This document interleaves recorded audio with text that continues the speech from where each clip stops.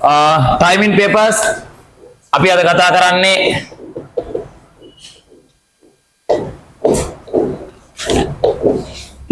number 2 20 7 11 හරි එතකොට අපි මේ ගත්ත පේපර් එකේ MCQ 10ක් තියෙනවා. ඒ කියන්නේ කෙලිපිලිතුරු 3කුත් එක්ක නේද?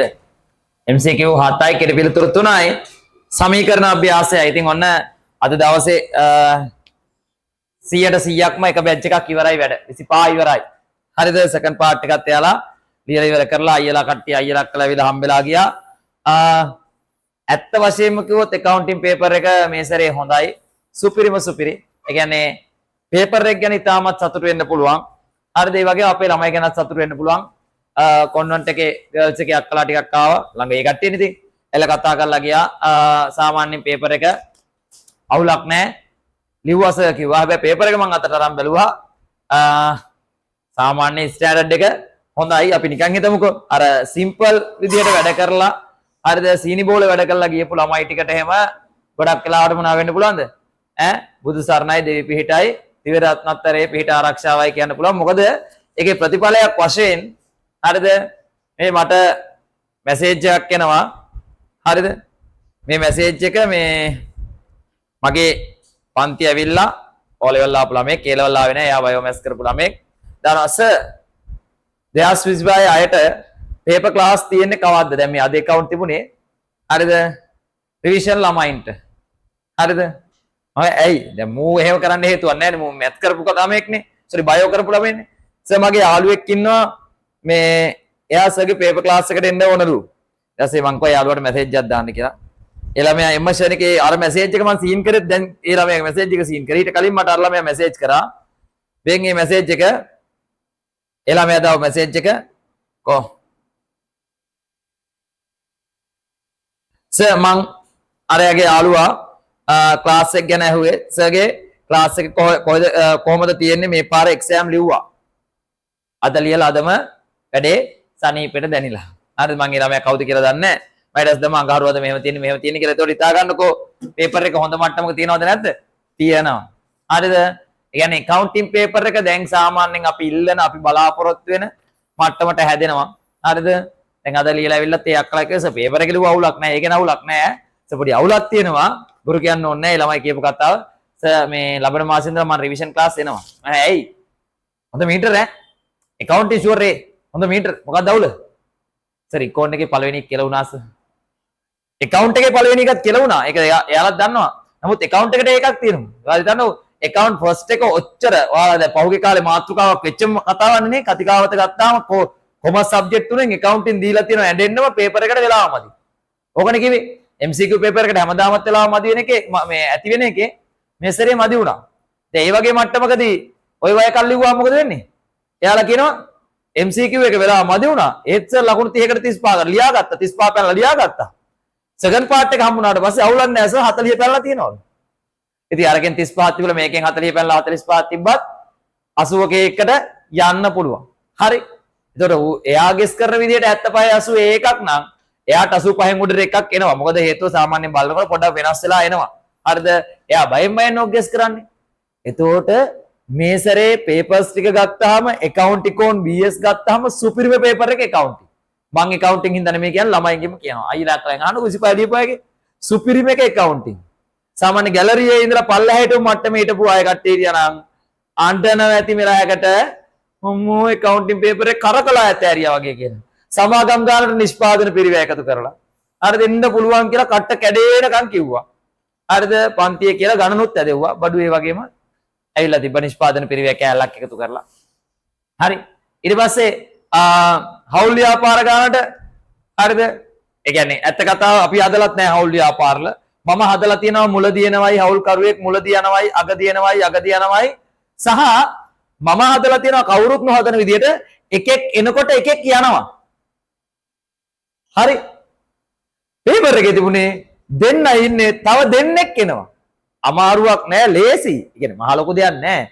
එක්කෙනෙක් කෙනෙකුට අඳුරගත්තා වගේම ඉතින් තව එක්කෙනෙක් කෙනෙකුට දෙන්නෙක් අඳුර ගන්න එකනේ තියෙන්නේ. නේ? හවුල් කරුවෝ දෙන්නෙක් ඉන්නපු එකට තව දෙන්නෙක් එනවා. හැබැයි මීට කලින් කවුරුත් ඒ ගැන කතා කරලා තිබුණේ නෑ. මම කතා කරාම මන්නන්නේ නෑ. මං අච්චර අමාරු කරලා එකෙක් යනකොට එකෙක් යනවත් දීලා ගණන් හදපු එක දෙන්නෙක් යනවා කියලා කතා කරේ නෑ. ඉතින් කොයි වෙලාව කවුරුත් හිතන්නේ නෑනේ බං. අවුල්කරුවෝ දෙන්නෙක් යන ව්‍යාපාරයක් ගානක් දෙයි කියලා. හරිද? ආන් දීලා තියෙනවා. හොඳයි. සමීකරණ ගාන දීලා තියෙනවා වෙනදා වගේම අර අපි බලාපොරොත්තු වෙන වැට් සහිතව. දැන් අපි වැට් ඉගෙන ගත්තට පස්සේ රිවිෂන් ක්ලාස් එකේදී අපි ඉගෙන ගන්න ඕන පුතා වැට් එක. දැන් ඔයාලා සමීකරණ ඉගෙන ගත්තන්නේ? සමීකරණයි දැන් ජර්නල් පාඩම ඉගෙන ගන්න මොනවද? වැට්. එතකොට මොකද වෙන්නේ? සමීකරණ ගාන මේ සැරේ මේ කලින් අවුරුදු වල තිබුණා කොහොමද? වැට් එකත් එක්ක. ඒ කියන්නේ වගකීම් පැත්තේ වැට් තීරුවකුත් තියෙනවා. හරිද? අර අපි කතා කරන හිමිකමට නම ආදේශ කරලා තියෙන ප්‍රකාශිත ප්‍රාග්ධනය කියන. සමාගම් සහිත කියන්නේ සමාගම් වලට අනුගත කරපු සමීකරණ ගානක් විදිහට තියෙන අමාරු දේවල් නෙමෙයි නම ගම වෙනස් කරලා පොඩක් එහා මෙහා වෙලා තියෙන ඔච්චරයි ඒකේ තියෙන්නේ. හරිද? එතකොට සාමාන්‍යයෙන් මම අර හතරවෙනි ප්‍රශ්නෙට මම කවපුතා හතරවෙනි ප්‍රශ්නේ අනිවාර්යෙන් වැට් සහිත ජර්නල් ගානකුයි ලැබීම් ගෙවීම් ජර්නල් තිබුණේ.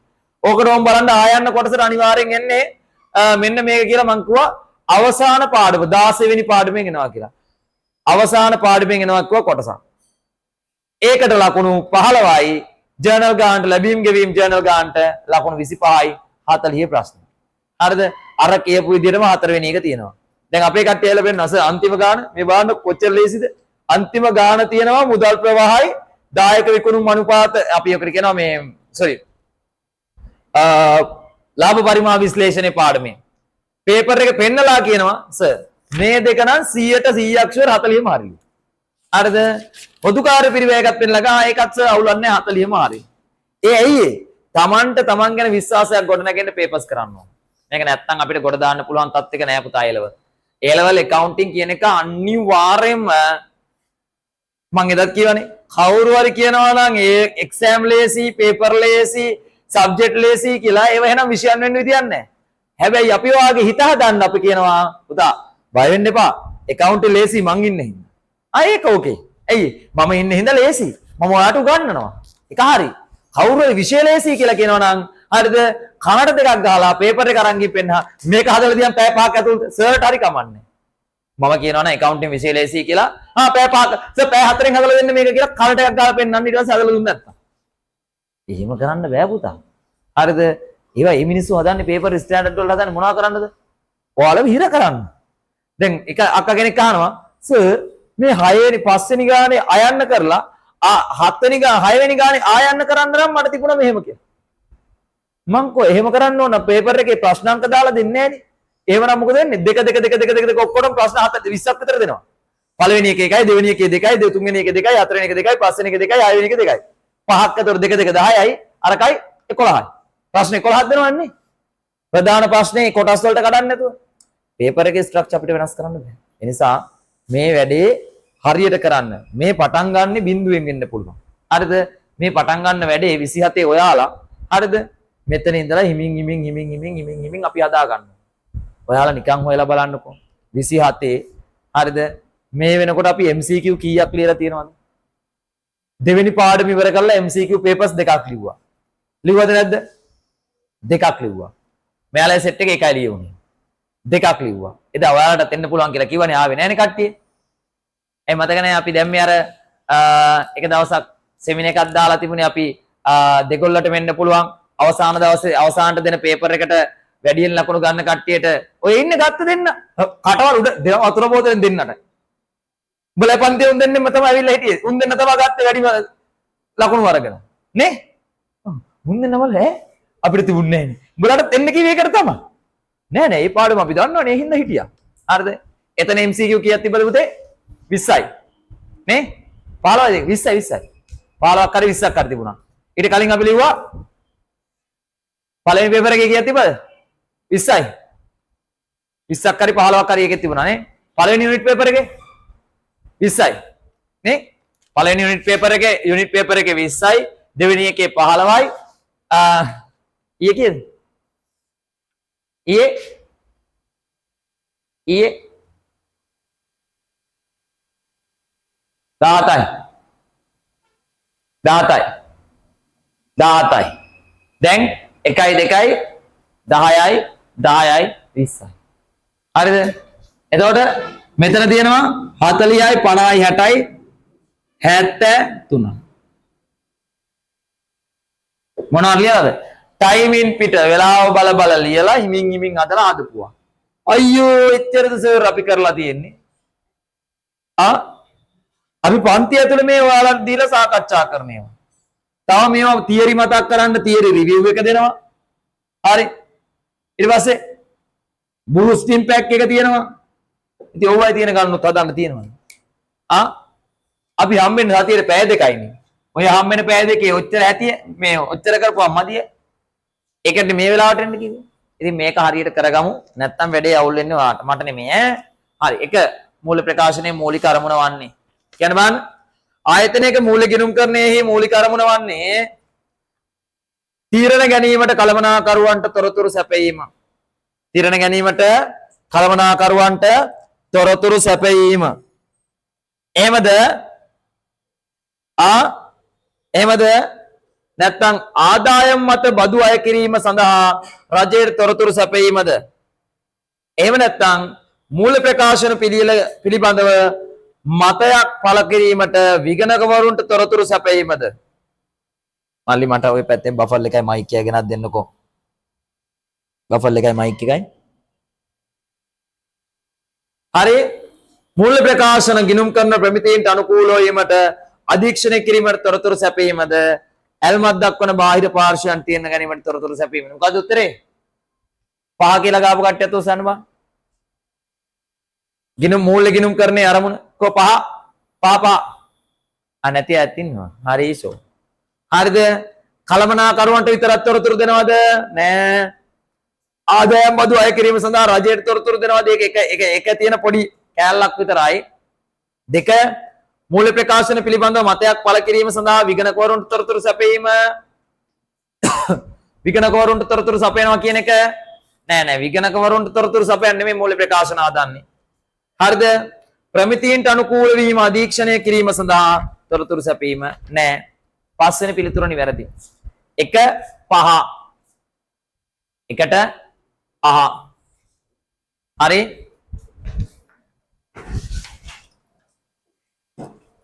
අර කට්ටියට මේ 4:45 විතර තියාගන්න බෑ. කලින් යන්න 3 දෙනෙක් කොහොමද ඒ කට්ටියට යන්නද?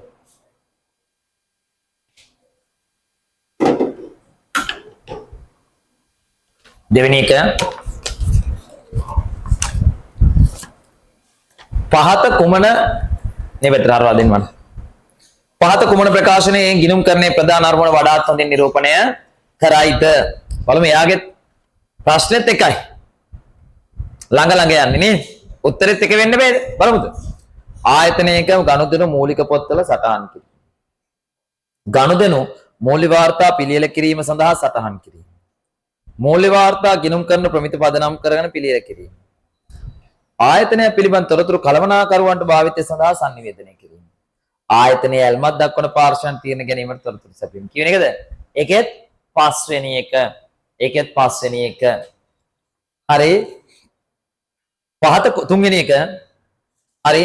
1ට 2 2ට 5 නේ. 2ටත් 3 4 5 6 7 8 9 10 හරි. 3 කුමන ප්‍රකාශනය මගින් වත්කමක් යන්න අර්ථය වඩාත් හොඳින් විස්තර කරනු ලබයිද? වත්කමක් යන අර්ථය වඩාත් හොඳින් විස්තර කරනු ලබයිද?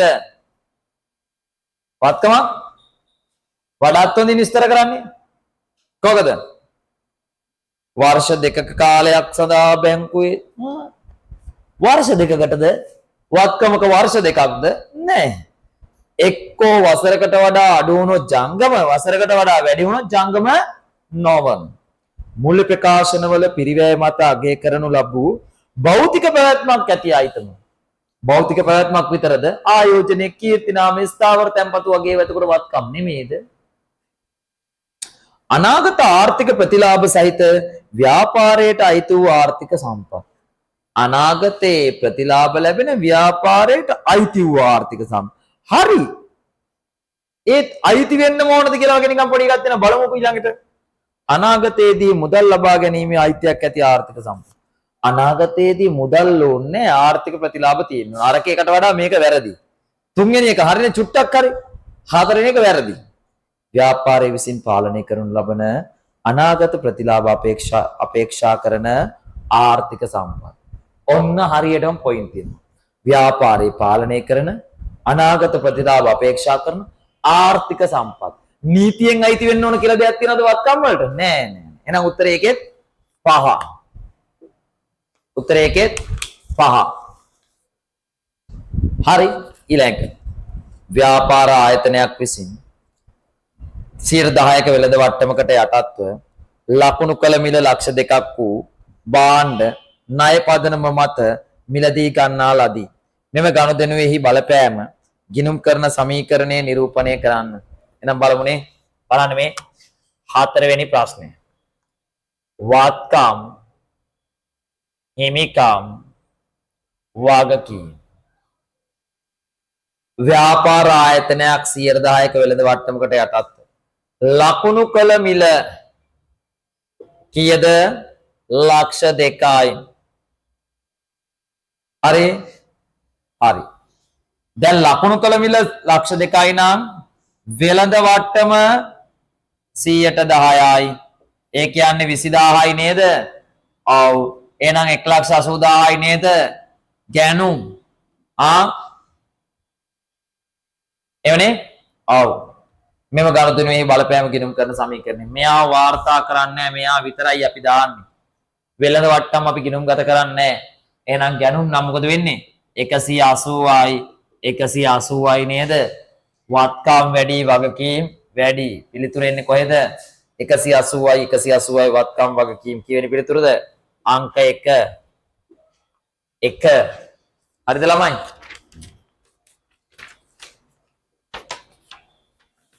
මාසෙකට එක පේපර් එකක් එනවා පුතා ෆුල් MCQ එකක් ඈ. මේ අපි 10 10 නේ හදන්නේ. හරිද? අන්තිම සතියේ පේපර් එක කොහොමද හම්බෙන්නේ? Full MCQ. ඒ කියන්නේ සර් 40ක් විතර දාලා හදමු අපි නේද? MCQ 40ක් සාමාන්‍ය අපිට පැයක විතර කාලයක් ඇතුළත අපිට ලියන්න පුළුවන් වෙනවා. සාමාන්‍යයෙන් MCQ 50යි නම් ෆුල් හම්බෙන්නේ 25යි. එහෙනම් 30ක විතර වගේ එකක් අපි අරන් පැයකින් ලියන්න උත්සාහ කරන්න ඕන. මුල් පාඩම් වල නිසා ඈ. හරි. ඒ නිසා ඉස්සරහට ප්‍රශ්න MCQ 30ක එකක්. අද දෙවෙනි සතියේනේ. ලබන සතියේ මේ ඊළඟ සතිය හම්බෙන්නේ මොකද්ද? MCQ 30ක පේපර් එකක් ඈ. හරි. ව්‍යාපාරයක බැංකු අයිරාව එහි අයිතිකරුවන්ගේ පෞද්ගලික අරමුදල් වලින් පියවා ඇත. මෙම ගනුදෙනුව ව්‍යාපාරයේ ගිණුම් කරන සමීකරණයට කෙසේ බලපායිද? පුතේ අයිරාව කියලා කියන්නේ වත්කමක්ද? අය. ඔන්න ඉගෙන ගන්න නැති කට්ටිය මතක තියාගන්න බැංකු අයිරාව කියන්නේ බඩේ බැංකුවේ සල්ලි තියනවද? නැහැ. බැංකුවේ සල්ලි නැහැ. හැබැයි අපිට බැංකුවෙන් මොනා කරන්න පුළුවන්ද? චෙක් පත් ගෙවන්න පුළුවන්. ඒ ගෙවනකොට බැංකුවේ චෙක් පත් වලට මුදල් ගෙවනවද? ගෙවනවා. හරිද? මුදල් ගෙවනවද? ගෙවනවා. ඒ ගෙවනකොට බැංකු ගිණුමේ ඇති වෙනව මොන ශේෂයක්ද? ඍණ ශේෂය. ඒ කියන්නේ zero bank balance. ඒ තියෙනකොට තව ගෙවීම් කරනවා නම් මොනවාද? minus bank balance එකක් එනවා. ඕකට අපි කියනවා අයිරාවක්. ඍණ බැංකු ශේෂයක් එනවා. ඒකට අපි කියනවා අයිරාව. දැන් ඒක වගකීමක්. බැංකුවේ මුදල් වත්කමක් වුණාට බැංකුවේ තියෙන ඍණ ශේෂ අපිට වගකීමක්නේ. වගකීමකට අයිතිකාරයා පෞද්ගලික මුදලින් ගෙවනවනම් මොකද වෙන්නේ? වගකීම් අඩු වෙනවා. අයිතිකාරයා පෞද්ගලික මුදලින් ගෙවන නිසා වත්කම් කොහෙද වත්කම් වෙන්නේ? නෑ. හිමිකම් වැඩි වෙනවා. එහෙම නේද? මොකක්ද වෙන්නේ? වගකීම් අඩු වෙලා හිමිකම් වැඩි වෙනවා. හිමිකම් වැඩි වගකීම් අඩු. හිමිකම් වැඩි වගකීම් අඩු. තේරුණාද? හරි. එතකොට මේක කියනවා හරිද? මොකක්ද දෙන්නේ? වගකීම් අඩු වී ස්කන්ධය වැඩි වීම. ස්කන්ධය කියන්නේ හිමිකම් 3 නේද? උත්තරේ අංක 3. ඔබාන පහෙන් පහම හරි කට්ටියත් උස්සන්න බං. ප්‍රශ්න පහම හරි. පේනවා නේ තත්ත්වය සෝචනීය වීගෙන එනවා. හරි. 2යි හරි. මේ පැත්තේ පොලිමේ 2යි. මේ පැත්තේ පොලිමේ 4 දෙනයි. ඕකයි තත්ත්වය. හරි. බලමුකෝ අපි සමාගමක් විසින් ලබාගත් ණය සඳහා උපචිත වූ පොලි ගිණුම්ගත කිරීම මගින් පොලිය උපචිත ණය පොලි උපචිත කියන්නේ ගෙවිය යුතු නේද? ගෙවන්න තියෙන ණය පොලි කොහොමද අපි වාර්තා කරන්නේ? උපචිත ණය පොලී කියලා කියන්නේ ණය පොලී නම් අපි ගත්තොත් ණය පොලී ගෙවුවොත් පොලී හර මුදල් බැර. sorry. පොලී හර මුදල් බැර. උපචිත ණය පොලී.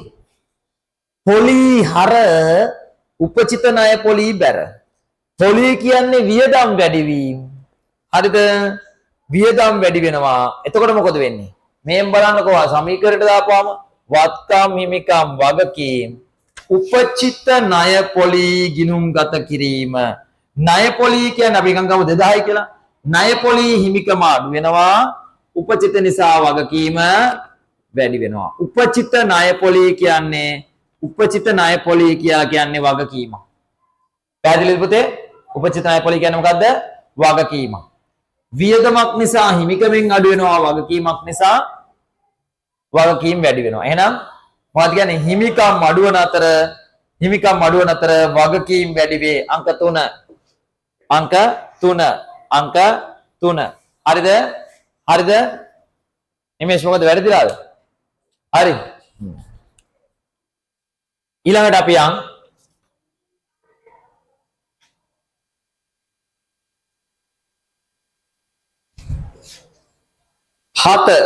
හතරයි එක දිනට නාමල් වෙළඳෝ විසින් එහි මෙහෙයුම් ආරම්භ කරන ලදී. හරි. 23 අප්‍රේල් මාසයේ සඳහා පහත් සඳහන් තොරතුරු සපයයි.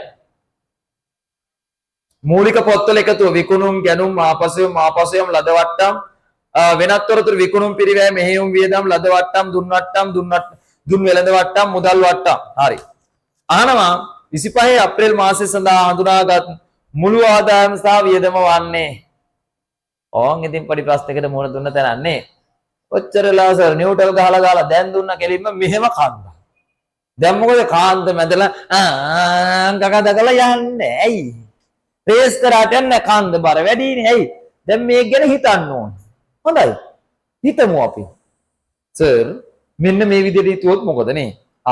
මේ බලන්නකෝ මුළු ආදායම සහ මුළු වියදම. විකුණුම් ජර්නලයේ තොරතුරු ආදායම්ද ඔව්. ගැනුම් ඔව්. ආපසු යැවුම් ආදායම් අඩුයි. ආපසු යැවුම් වියදම් අඩුයි. ලද මුදල් වට්ටම් ආදායම් වැඩි.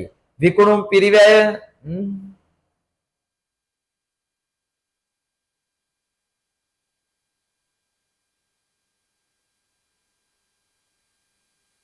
මොකද කරන්නේ?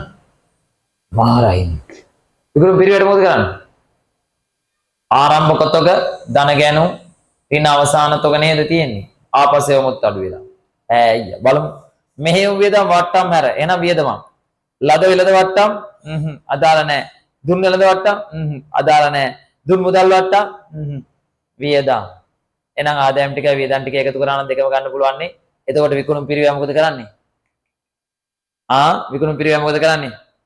අතාරිනවද? ඔව්. ගැනුම් ගත්තොත් ගැනුම් ගන්නේ නැතුව අපි ගන්න කවුද? විකුණුම් පිරිවැය. තේරුණාද? මේ බලන්නකෝ යාට මතකද ආදායම් ප්‍රකාශනය? කොහොමද හදාගන්නේ අපි? විකුණුම් ඍණ ආපසු එවුම් විකුණුම් පිරිවැය ආරම්භක තොගය ගැනුම් ආපසු යැවුම් අවසන් තොගය දල ලාභය වෙනත් ආදායම් වියදම්. ඔහම නේද පුතේ? විකුණුම් තියනවා 220යි ආපසු යොම් 20යි. 220යි 20යි 200යි. ගැනුම් තියනවා 200යි. ආපසු යවුම් තියනවා 10යි.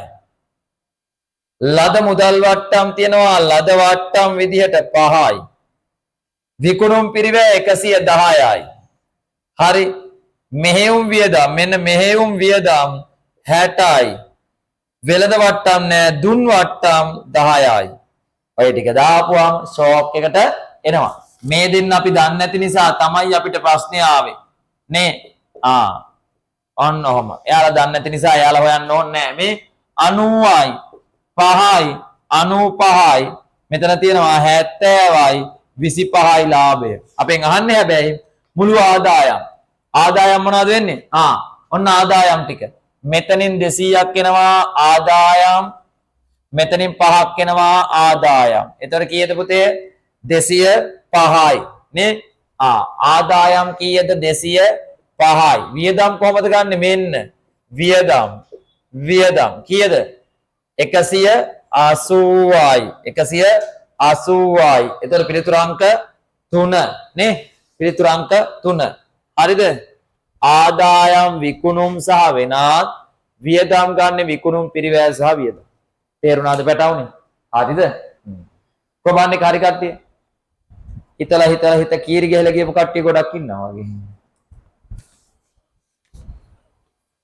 ඊළඟට තියෙනවා මාෂිගේ ව්‍යාපාරයේ සතියක් තුල සිදු ගානු දෙනු නේ පහත වෙන්නේ. හරිද? අද සමහර කට්ටිය මේ ඉස්කෝලේ නැති හින්දාත් සමහර අයට පොඩි අවුලක් ඇති නේ. එහෙමත් තියෙනවනේ. ඇයි? කුරුණෑගලට ඉස්කෝලේ එන සෙට් එක ලක්දාස්ගේ කවුද? කොබන් දෙන්න. තව හිටියනේ සෙට් එකක්. ප්‍රෙසිඩන්ට් එකේ එකෙක්වත් නැහැ. එතනත් හිටියනේ සෙට් එක හිටියනේ ප්‍රෙසිඩන්ට් එකේ. ප්‍රෙසිඩන්ට් එකෙත් හිටියා මට මතකයි මොකේද මේ විශ්වෝදේ 4ක් 3ක් ඉන්නවනේ. ඔයා මොකද ඩිෆෙන්ස් නමට විතර ඩිෆෙන්ස් වෙලා බෑ මාව ඩිෆෙන්ඩ් කරගෙන ෆස්ට් ටර්ම් එකේ ඉඳලා කිසිදු කෙනෙකුට අය ළඟට එන්න දෙන්න විදියක් නැහැ. එක කොමර්ස් ක්ලාස් එක නේ තියෙන්නේ. ඔව් ළමයි කීයද ඉන්නේ? 31යි 36යි 36න් ඩිෆෙන්ස් එකේ අපේ කී දෙනෙක් ඉන්නවද? ඔන්ලි මීද දෙන්නෙක් ඉන්නවා. ගර්ල් කෙනෙක් අනිත් එක්කන. කවුද? ඔහොමද? එහෙන් වගකීම ඔබ සතුයි. හරිද? හොඳ. පොරගෙන් බලාපොරොත්තු වෙන්න බෑ. පොර වටේ තියෙන ඔක්කොම ටික කරනවනේ. හරිද? කැඩටුත් කරනවා, අරවත් කරනවා, මේවත් කරනවා, සමාජ සුබ සාධන වැඩ කටයුතු සඳහා. මේ අනාගතයේ දවසක හොඳ තැනකට එන්න පුළුවන්. හරි යාළගේ වැඩ ක්‍රියාකාරක සමහර ළමයි ඉන්නවා එහෙම ඒවට මාර ආසාවෙන් මේ දේවල් කරන. හරි. ඒ ලෙවල් වලදී ඊට වඩා තව මහන්සි වෙන්න ඕන. පට්ටිට බාරයි. කොහොම හරි කරලා මාව ඉස්කෝලේ තුල බබලවන්න. ඔයා බැබලෙමින්. හරිද? වෙන කාටවත් අය කිසිම හේතුවක් නිසා ලකුණු දෙන්න බෑ. මරලා නෙමෙයි ඈ. ඔබ ගන්න ඕන.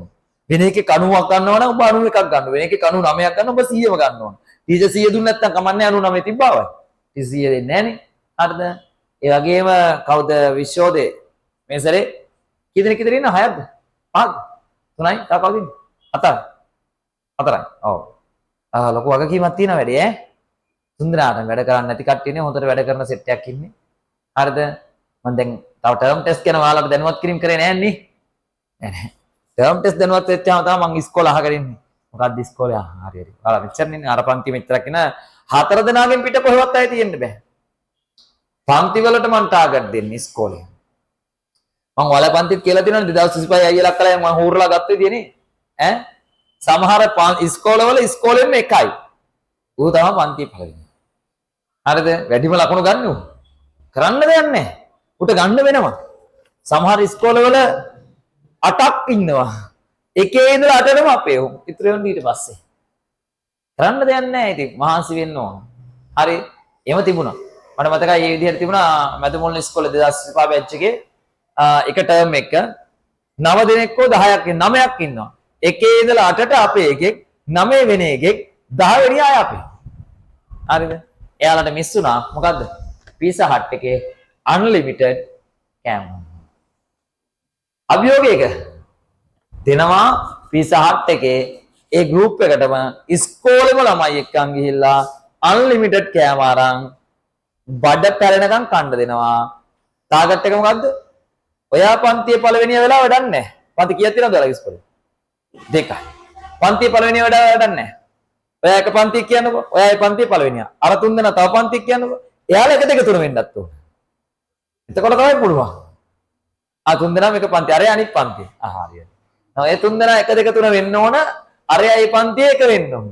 හරිද? එහෙම වුණොත් හරි. ඉස්කෝලේකට එක පන්ති ඉස්කෝලේ එකයි තියෙන එක බයි අරුයි 1 2 වුණොත් හරි. ලක්දාස් එකේ දෙන්නයි අය කවුද ඉන්නේ? තව ඉන්නවනේ හතරක්. සචිත්‍රා ඉන්නවා. තව කව බට්ටා ඉන්නවනේ තව. පහ හතරයි. හතර දෙනා මේ අභියෝග බාර ගන්නවා. එකතු වෙලා කරන්න පුළුවන්. හරිද? උනොත් හරි. දැන් හරි ලේසි කාටද චන්දිල්ට එහෙම? ලේසිනේ. එක්කෙනයි. එක්කෙනේ ඉන්නේ. ඔව් එහා විතරයි ඉන්නේ. හරිද? අර 26 ලියනවනේ. ඒතර එක්කෙනයි. සෙක්ෂන් එකේ පළවෙනියා වුණොත් කාලා එතන වැටුණාට පස්සේ අපි වාහනයට දාගෙන ගෙදරට ගිහින් දාලා එනවා. හරිද? කන්න බොන්න දෙනවා කිසි අවුලක් නැහැ.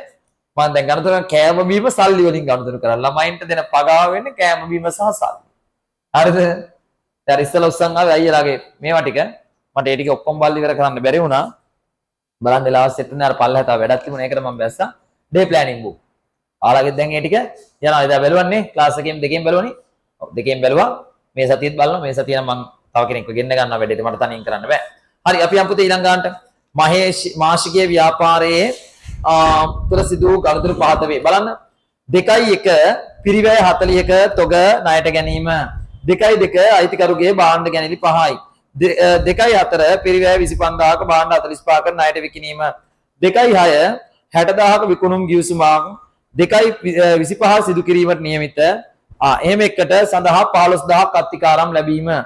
2.27 4500ක තොගයක් ආපසු හරවා යැවීම. මෙම ව්‍යාපාරයේ සතිය අවසානයේ ශුද්ධ ලාභය කොපමණද? හරිද? ඊට පස්සේ යනවා 7 වෙනිදා දින පැවති වගකීම් දෙකක් වටිනාකම් සහිතව දක්වන්න. 2.7 දිනට අයිතිකරුගේ හිමිකම දක්වන්න. එහෙනම් බලමු අපි මේ පැත්තට ගිහිල්ලා. හරිද? ශුද්ධ ලාභය හොයන්න මොකද කරන්න ඕන අපි? කොහොමද ලාභය හොයන්නේ? සමීකරණෙම දාගත්තා හැකිනේ.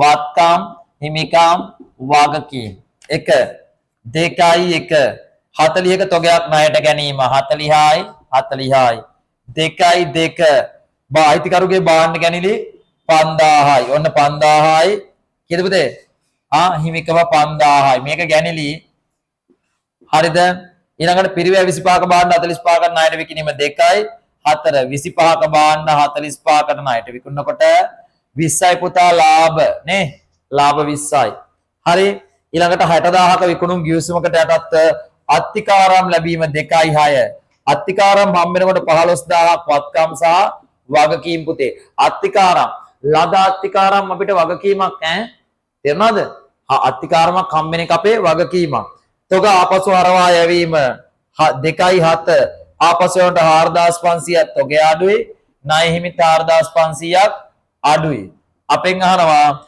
සතිය අවසානයේ ශුද්ධ ලාභය කොපමණද ශුද්ධ ලාභය මෙයා විතරයි කීයද ශුද්ධ ලාභය ශුද්ධ ලාභය 20යි ශුද්ධ ලාභය කීයද සතිය අවසානයේ 20000යි ඇයි 20000 මෙයා ගැනිලි මෙයා ගැනිලි ඒ නිසා ලාභය තියෙන 20000යි හරි 7 දිනට පැවති වගකීම් වල වටිනාකම් සහිත සඳහන් කරන්න මෙන්න වගකීම් මෙයාලා දෙන්නගේ අතර 35500යි මෙයයි 15යි දෙක වෙන වෙනව දැන් මේකනේ මොනවාද ණය හිමි 35500යි කවුද අය ලද අත්තිකාරම් කීයද පුතේ 15000යි ණය හිමි 35500යි ලද අත්තිකාරම් 15000යි හරිද හරිනේ මොකවුනේ ඡන්දි මොකදනේ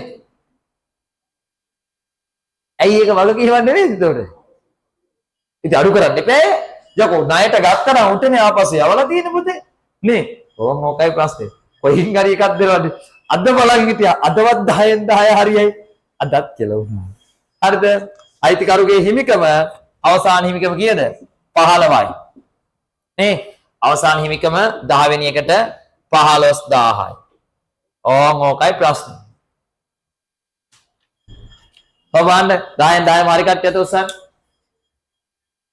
10න් 10 මාරි කට්ටිය 10න් 10ම කාටවත් හරියන්න දුන්නේ එහෙම දෙනවද නෑ ඔන්න ඕකයි තත්ත්වය පේපර් එකෙන් මම ඔයාලට දෙන්නේ ඕක පෙර කට්ටිය හරිය සතුටු වෙන්නේ 10න් 10ම හරියන්න පේපර් එකේ ළමයි වැඩ කරන්න දීලා ඒ කියන්නේ ඊසි දේවල් දීලා පුතා එහෙම කරලා පේපර් ලියලා කොට දාන්න බෑ හරිද මේකයි උඹලට පුළුවන් ෂුවර් උඹලට බෑ කියලා ඔප්පු කරන තාක්කල් උඹලා මොකද කරන්නේ තව වැඩ කරන්න ඔට්ටු වෙනවා මට ඕනේ එහෙම ළමයි උඹලට පුළුවන් කියලා කිව්වා. අනේ මට පුළුවන් කියලා උඩ පයින්නුම් හරියන්නේ නැහැ මට. හරිද? අනිත් එක මෙහෙම වුණත් හරියන්නේ නැහැ. උඹලට බෑ කියලා ඔප්පු කරනවා. අනේ මට බෑ අප්පා මං යන්න කියලා හිතනවා හරියන්නේ නැහැ. බැරි දේවල් ඇචීව් කරන්න තමයි කියන්නේ බැරි ටාගට් ඇචීව් කරන්න බං අපි මහන්සි වෙන්න ඕන. එහෙම එක්කන්නේ. එකක් වැරදි කට්ටියට උස්සන්න. එකක් වැරදි. ඔය දෙන්නේ. ඔය කට්ටිය ටික ඔය අපූර්වට 10න් 10ම හරියන්න හිටපු කට්ටිය. ඉතින් අර සර් පාවිච්චි කරපු කපටි මොලේ ටිකිරි මොලේ හින්දා වැඩේ පොඩි දෙයක් චූටි දෙයක්. තාම 27 නේ. ගණන් ගන්න එපා. ඔහොම වෙනවා. හරිද? ඔහොම වෙනවා. හරිද? චුට්ට වරද්දගෙන තමයි ගොඩක් වරද්දන්නේ නෙමෙයි වැරදි ටික ඔක්කොම හදාගන්නේ. නැත්තම් අපේ කට්ටිය කිය චුට්ට වරද්දගෙන වැරදි ගොඩක් කරනවා කියලා. හරි. අන්න දෙකක් වැරදිච්ච කට්ටිය තොස්සම බලන්න.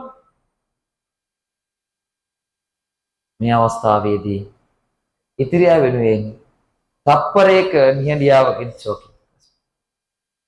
සමීකරණ. ජමු. රචනා අභ්‍යාසයට. හරි. අමීර් 2025 3යි 1 දින 50000ක මුදලක් ආයෝජනය කරමින් ඔහුගේ නිවසේ කොටසක් ලිපි ද්‍රව්‍ය අලෙවිසලක් ආරම්භ කරන ලදී. බුක් ෂොප් එකක් දාලා තියෙන්නේ. හරිද? බුක් ෂොප් එකක් දාලා තියෙන්නේ. හරි.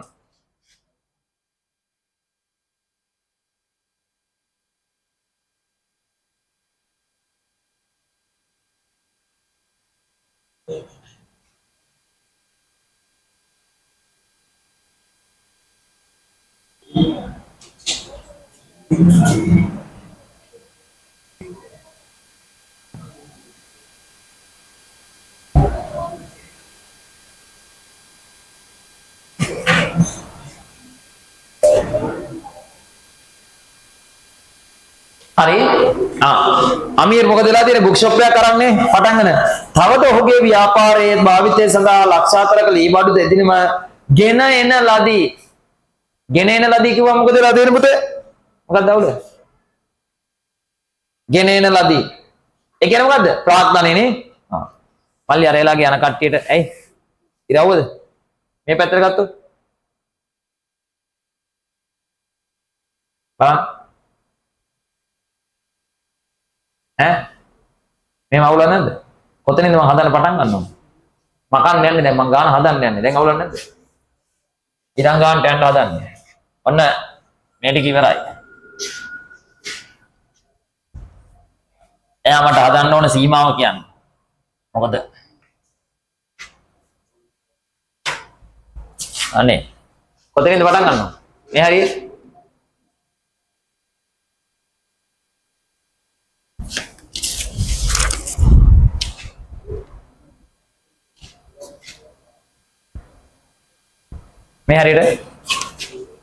මේ හරියට මේ පැත්ත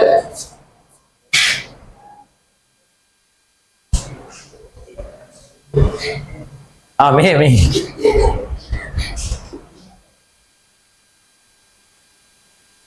හරි නැත්නම් අවුලන්නේ හරි අර කට්ටිය 45ට යවන්න මේ මල්ලි එතන අර ඩේ ප්ලෑනින් බුක් වගේක් තියෙනවා මම බලපු ඇති ටිකක් ඒ ටික යාලට ගන්න කියන්නේ හරිද ඒ අයට සෙනසුරාදා අරන් එන්න කියන්නේ ලබනාකාරවද ගේන්න කියන්නේ මම ඒ ටික බලන්න හරි අමීර් ඔහු විසින් ව්‍යාපාරේ නමින් බැංකු ගිණුමක් ආරම්භ කළ සියලුම ගනුදෙනු මුදල් එම ගිණුම මගෙන් සිදු කරයි පළමු මෙහෙම මාසය තුල ගනුදෙනු 11යි අමතර තොරතුරු 2යි ෂෝක් එකට සමීකරණයට දාලා ආදායම් ප්‍රකාශනය හදලා හිමිකම් වෙනස් වීමත් සංයුතිය මෙහෙම ආදන්න කියනවා.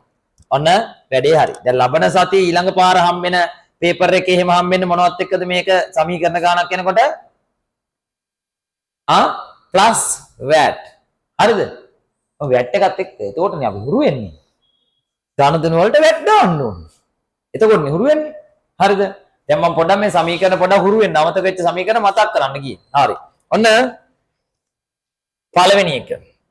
දේපල පිරියත උපකරණ තොගය වෙළඳ ලැබිය යුතු දෑ බැංකුව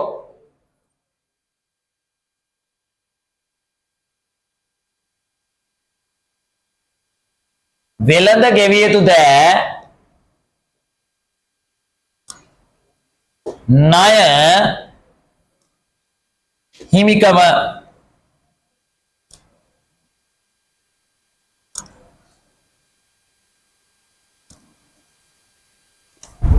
හරි කියනවා පුතා ආරම්භයේදීම අමීර් මොකද කරලා තියෙන්නේ 500ක මුදලක් ආයෝජනය කළා ඒ වගේම ලී බඩු 400ක ගෙනාවා එහෙනම් ප්‍රාග්ධනය යා දාලා තියෙනවා ප්‍රාග්ධනය 900ක් නේද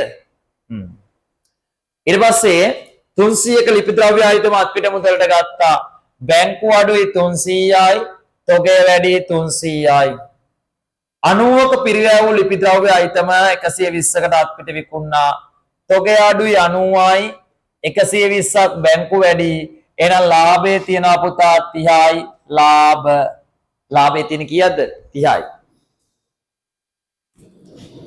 200ක ලිපිද්‍රව්‍ය ආයතන ණයට ගත්තා තොගය වැඩි 200යි ණය හිමි කියන්නේ වෙළඳ ගෙවිය යුතු දෑ වැඩි 200යි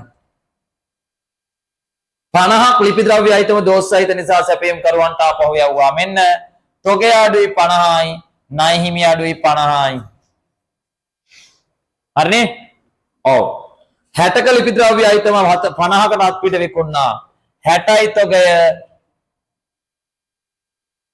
50කට විකුණා මාර කේස් එක එහෙනම් පාඩුව තියෙනවා 10ක් අලාභ එවනේ 60ක ආයතන 50ට විකුණනොත් පාඩුයි 10යි 40ක පිරිවැය වූ තොග හරිද 40ක පිරිවැය වූ තොග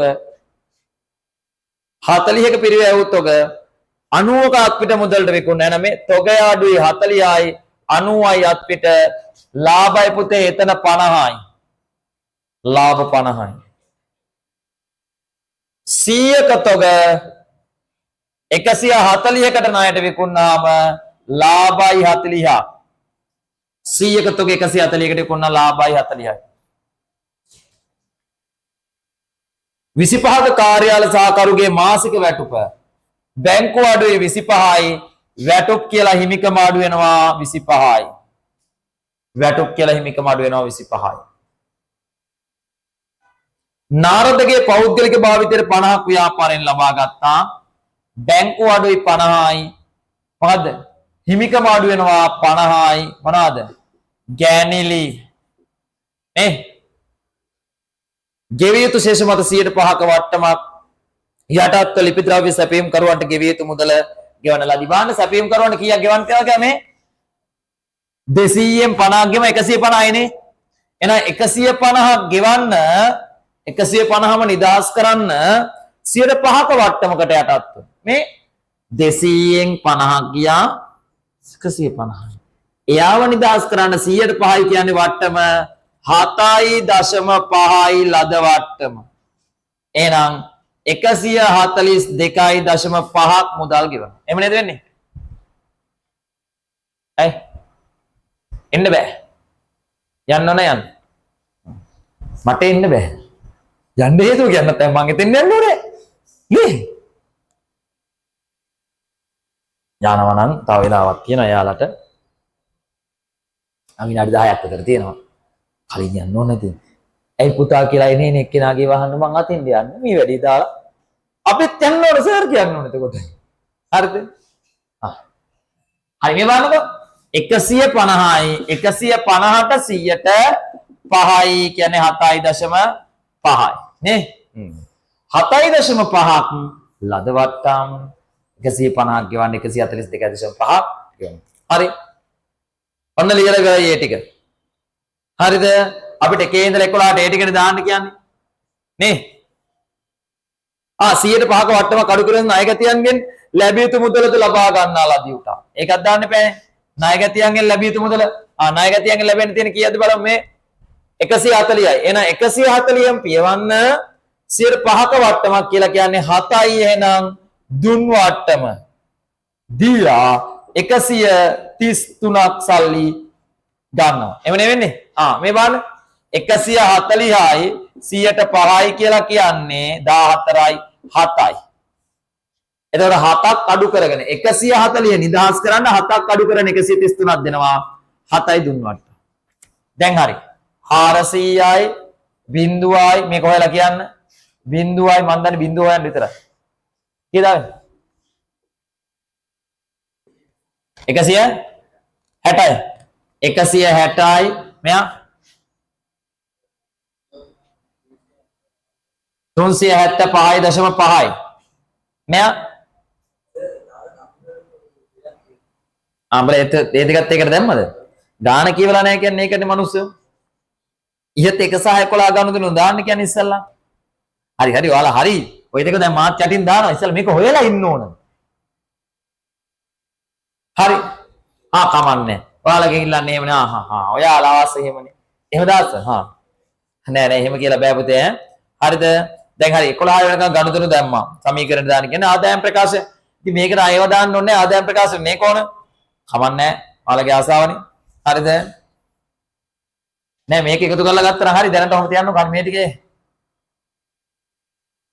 500යි 410යි 410යි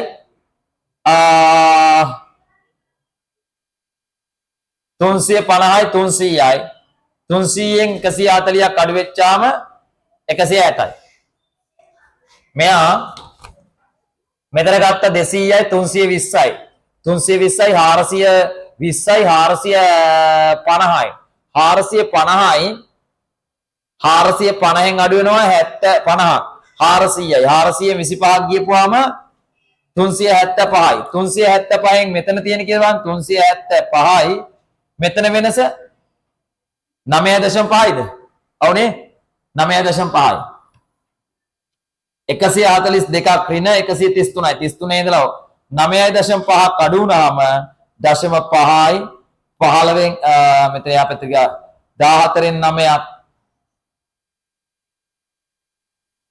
3 5යි නෑ ඔව් 14න් 9ක් 5යි 6යි 3යි 365ද 375.5යි ඔයාලා වෙලා දීලා තියෙනවා හරි මොනවද මගේ නෑ කිසිමල මේකද මේක දැන් මේ ටික හොයලා දෙන්නකො මට 930යි 920යි 970යි 1010යි